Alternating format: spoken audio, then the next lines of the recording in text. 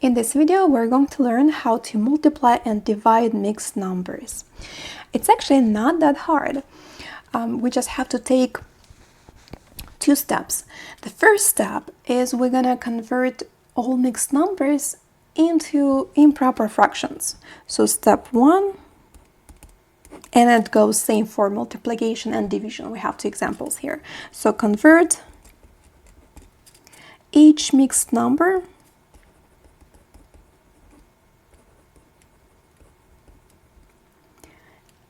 to an improper fraction.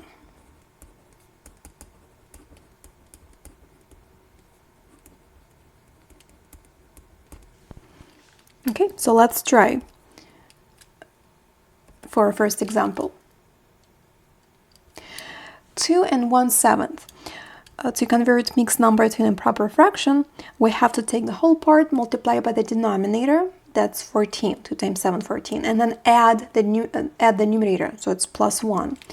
2 times 7 plus 1, that's 14 plus 1, which is 15. Now the denominator never changes, it's still 7.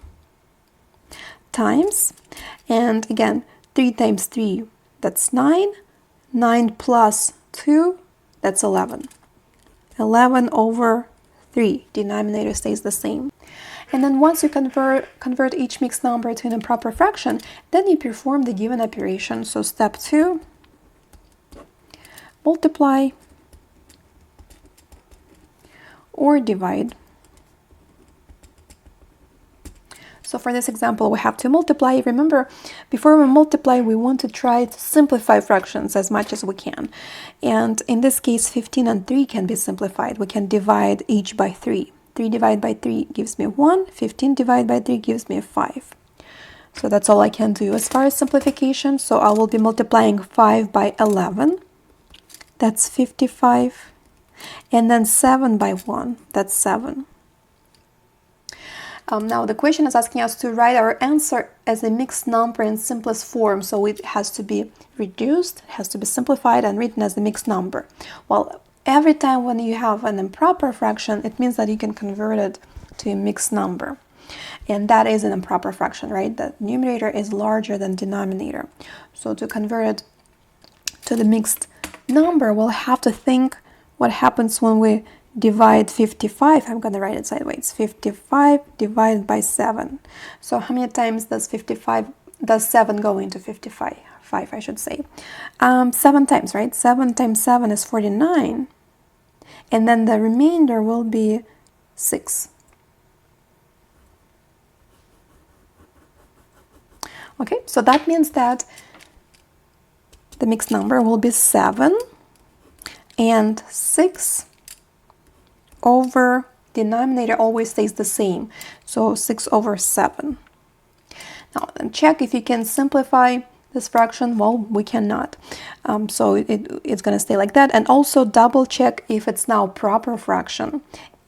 It is, right? 6 over 7 is a proper fraction, so it means that we're good. If you end up with an improper fraction here, well, that means that the whole conversion was not done correctly. But in this case, we're good. That's our final answer. And now let's try it with this division example. So first I'm going to convert this mixed number into an improper fraction. 2 times 6 is 12. 12 plus 5 is 17. 17, and then denominator stays 6. Now here we have just a proper fraction, so it stays as it is. Okay, now we're ready to perform division. Remember, to perform division, we have to make two changes. Well, the first fraction stays the same. The first change, division, changes to multiplication. And then second, we take reciprocal of this second fraction. Reciprocal will be 10 over 3. Now we're back to multiplication operation which we already reviewed. Let's see if anything can be simplified. Looks like 6 and 10, right? Those two can be divided by 2. 6 divided by 2 is 3. 10 divided by 2 is 5. Okay, that's all I can simplify. That means that I will go ahead and multiply 17 times 5. So 17 times 5 is 85. 85 3 times 3 is 9. 85 over 9. Now this is an improper fraction. That means that it can be converted to a mixed number. I have to think what happens if I take 85 and divide by 9. How many times does 9 go into 85? Well, I think it's 9 times, right? 9 times 9 is 81. That means that the remainder will be 4. 9 and remainder is 4. So the mixed number that I will obtain is 9 and 4/9.